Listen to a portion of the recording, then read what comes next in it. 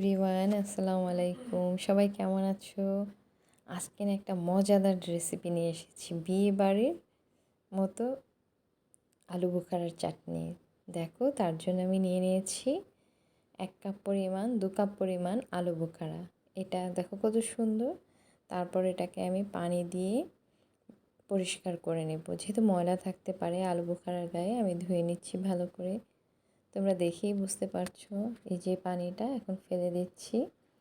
এখন আমি আবার সেম পাত্রেই পানি দিয়ে ধুয়ে রাখা আলু বোখরাগুলো ভিজিয়ে রাখবো 2 ঘন্টার জন্য। আমি নিয়ে নিচ্ছি এখানে 1 কাপের মতো তেঁতুল।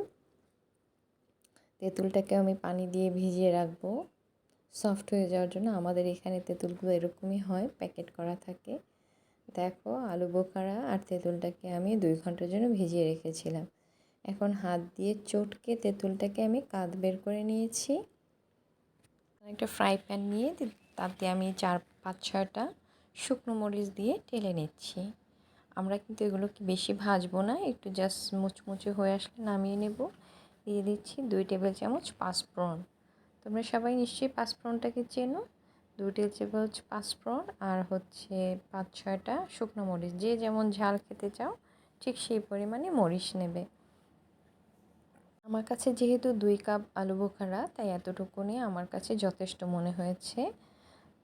তোমরাও দেখে নেবে, ঝাল একটু বেশি খেতে চাইলে দেবে, আর নয়তো সেম এরকমই রাখতে পারো। দেখো, আমি কিন্তু লো ফ্লেমে মশলাটাকে ভালো করে ভেজে নিচ্ছি। এখন ব্লেন্ডারে দিয়ে এটাকে গুঁড়ো করে নেব। দিয়ে দিচ্ছি 1 কাপ পরিমাণ সরিষার তেল এবং 2 টেবিল চামচের মতো রসুন কুচি। আমি একটু রসুন কুচি দিয়েছি, তোমরা চাইলে স্কিপ করতে পারো, বাট আমার কাছে রসুনের ফ্লেভারটা খুব ভালো লাগে। ভালো করে ভেজে নিচ্ছি রসুনটাকে, ব্রাউন হওয়া পর্যন্ত, বাদামি কালার আসা পর্যন্ত আমরা অপেক্ষা করছি। নেড়ে নিচ্ছি। তোমরা যারা এখনও আমার ভিডিওটাকে লাইক করনি, প্লিজ একটা লাইক দিয়ে দেবে। দেখো, এটা ব্রাউন হয়ে আসছে ধীরে ধীরে। রসুনটাকে এখান তো দেখা যাচ্ছে না, ফেনা উঠে ভরে গিয়েছে সরিষার তেলের। এখন ব্রাউন হয়ে যাওয়ার পরে আমি তেঁতুল যে গুলে রেখেছিলাম সে কাপটাকে পানিটাকে দিয়ে দিয়েছি। দেখো, আস্তে আস্তে কত সুন্দর দেখা যাচ্ছে, ফেনাটাও কমে যাচ্ছে। আমি রসুনের সাথে তেঁতুলের কাপটাকে ভালো করে জাল করে নেব। খুব সুন্দর জাল করে নিচ্ছি। প্লিজ নতুন যারা আছো তারা আমার চ্যানেলটাকে সাবস্ক্রাইব করে আমার পাশে থাকবে। এই যে আমি পানি থেকে তুলে নিয়েছি আলু বোখারাগুলো 2 ঘন্টা পরে। দেখো, আলু বোখারাটা কত সুন্দর পরিষ্কার হয়ে আছে, একদম ফুলে উঠেছে আলু বোখারাগুলো। আমি যে পানিতে ভিজিয়ে রেখেছিলাম পুরো পানিটা আমি এখানে দিয়ে দিয়েছি। আমরা কিন্তু এই পানিটাকে ফেলবো না। পানিটা দিয়ে তেঁতুলটাকে ভালো করে জাল করে নেব। তোমরা আমার ভিডিওটাকে ফুল ওয়াচ করবে। দিয়ে দিচ্ছি 2 টেবিল চামচ লাল মরিচের গুঁড়ো, কাশ্মীরের গুঁড়ো। দেখো কত সুন্দর হচ্ছে। এটাকে কিন্তু আমরা নেড়ে দেবো, নয়তো পাতিলের গায়ে লেগে যেতে পারে। আমার কাছে মনে হয়েছে আরেকটু ঝাল লাগবে, তাই আমি আরেকটি টেবিল স্পুন মরিচের গুঁড়ো দিয়ে দিয়েছি। এটাকে দিয়ে ভালো করে নেড়ে নিচ্ছি। দেখো, ফুটে উঠেছে পানিটা, জাল দিয়ে কমে গিয়েছে। যে দেখো কত সুন্দর লাগছে দেখতে গ্রেভিটা। এখন ফুটে ওঠার পরে আমরা এখন আলু বোখারাগুলো দিয়ে দিচ্ছি, ভিজিয়ে রাখা আলু বোখারা। দেখো, এগুলো কত বড় হয়ে গিয়েছে ভিজে। তোমরা অবশ্যই এটাকে ভিজিয়ে রেখে তারপরে বানাবে। এখন এটাকে ভালো করে জাল করব। আমরা আলু বোখারা দিয়েও কিন্তু ভালো করে নেড়ে নেব। এখন যেহেতু একটু ভালো পরিমাণে পানি রয়েছে, তাই কম নাড়া দিলেও হবে।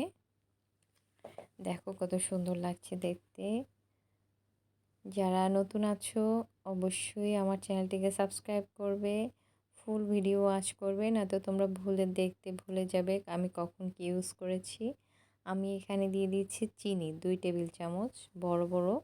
তোমরা চিনির পরিমাণ বেশি চাইলে আরেকটু বেশি দিতে পারবে। এই যে দেখো, আরও দিয়ে দিচ্ছি চিনি, কারণ চিনি আমার কাছে মনে হয়েছে কম হয়েছে। চিনির পরিমাণটাও একটু অ্যাডজাস্ট করে দিতে হবে, যেহেতু তেঁতুল আছে, আলু বোখারা আছে।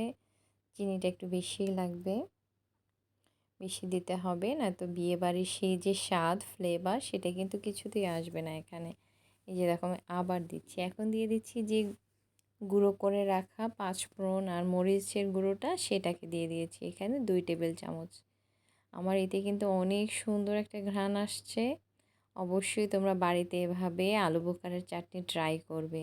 শেষ পর্যন্ত দেখতে থাকো, কিন্তু স্কিপ করবে না, কেউ টেনে দেখবে না, বুঝতে পারবে না আমি কখন কি অ্যাড করেছি এই আচারের ভেতরে। আলু বোখারার আচারটা কিন্তু আমাদের সবার ভীষণ পছন্দ, তাই না? আমার তো বাসায় টেবিলে থাকতেই হবে আলু বোখারার আচারটা, সবাই পছন্দ করে। আমার এখানে ফ্রেন্ডসদেরও রিকোয়েস্ট ছিল আমি একটু আলু বোখারার চাটনিটা বানিয়ে সবার সাথে শেয়ার করি। আমি কিন্তু এখানে অনেক বানিয়েছি, আমি আমার ফ্রেন্ডসদেরকেও গিফট দিয়েছি, ওরা ভীষণ পছন্দ করেছে। আমার কাছে কতটুকুন ছিল তোমরা লাস্টে দেখতে পাবে, আমি দেখিয়ে দেব। দিয়ে দিচ্ছি বিট লবণ। হ্যাঁ, বিট লবণ অবশ্যই দেবে, এখানে লবণ যেহেতু আমাদের তেঁতুলে লবণ দেয়া থাকে, তাই আমি একটু লবণের পরিমাণটা কম দিয়েছি, দিয়ে দিয়েছি বিট লবণ।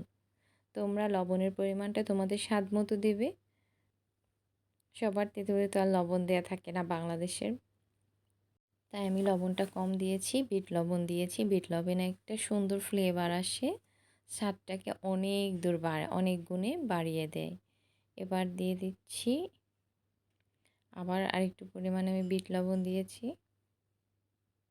মনে হয়েছে যে আমার কিছু অ্যাড করতে হবে, তাই। দেখো আচারটা কিন্তু ঘন হয়ে এসেছে, আলু বোখারাগুলো কত বড় হয়ে গিয়েছে, তাই না? দেখতে কিন্তু দারুণ লাগছে, খেতে অনেক সুস্বাদু হয়েছে, দারুণ হয়েছে। শুধু ঝালের পরিমাণটা একটু বেশি ছিল, বাট যারা ঝাল খেতে পছন্দ করে তাদের কাছে ভালো লেগেছে। এখন বাকি যে গুঁড়ো করে রাখা মশলাটা ছিল সেটা আমি শেষের দিকে যেহেতু, তাই এখন আবার দিয়ে দিচ্ছি।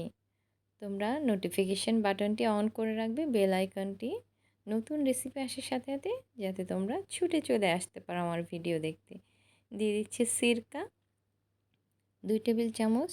সিরকাটা তোমরা এই জন্যই ইউজ করবে, এই আচারটা তোমরা 2 থেকে 3 মাস অনায়াসে খেতে পারবে, সিরকাটা সেই জন্য ইউজ করবে। আর যদি তোমরা সিরকা অ্যাভয়েড করতে চাও, স্কিপ করতে চাও, তাহলে তোমরা বেশি দিন এই আচারটাকে আর স্টোর করতে পারবে না, রেখে দিতে পারবে না।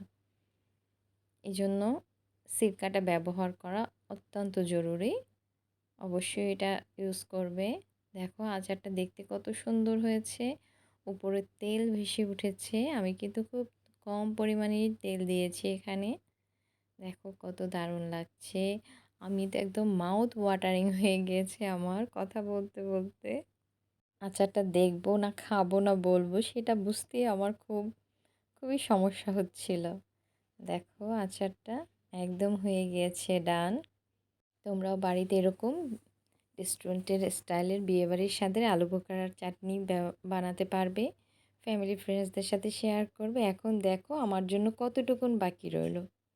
আমার সব আপু ভাইয়াদেরকে অসংখ্য ধন্যবাদ এতক্ষণ আমার পাশে থাকার জন্য। তোমাদের সাপোর্ট, তোমাদের কমেন্টস আমাকে অনেক উৎসাহিত করে। অবশ্যই ভালো থাকবে, সুস্থ থাকবে, রুমস রেসিপির সাথে থাকবে এবং সুন্দর সুন্দর কমেন্টস করবে, এবং লাস্ট পর্যন্ত একটা লাইক দিয়ে যাবে। লাইক দিতে ভুলে গিয়েছো, লাইক করে দাও। এইটুকুন ছিল আমার জন্য। ভালো থেকো, সুস্থ থেকো। আল্লাহ হাফেজ, আসসালামু আলাইকুম।